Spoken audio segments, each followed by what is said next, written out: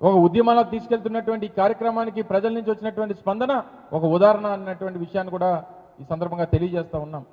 ఆద్యాంతం Visakhapatnam airport నుంచి నర్సీపట్నంలో నిర్మాణం అవుతున్నటువంటి మెడికల్ కాలేజ్ వరకు దాదాపు 60 కిలోమీటర్ల మేర ఎక్కడికక్కడ ప్రజలు వచ్చి వారికి సంఘీభావాన్ని తెలియజేసి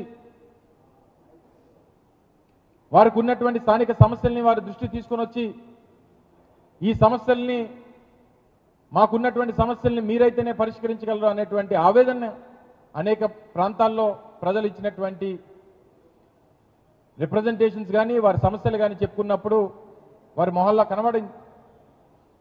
ఎయిర్పోర్ట్లో మొదలైన తర్వాత కాకానీ నగర్ దగ్గర విశాఖపట్నం స్టీల్ ప్లాంట్ కార్మిక సంఘాల సంబంధించినటువంటి నాయకులందరూ కూడా కలిశారు. ఆ పోరాట కమిటీ అంతా కూడా కలిసింది. మీరు ఎన్నికల్లో వారు చెప్పడం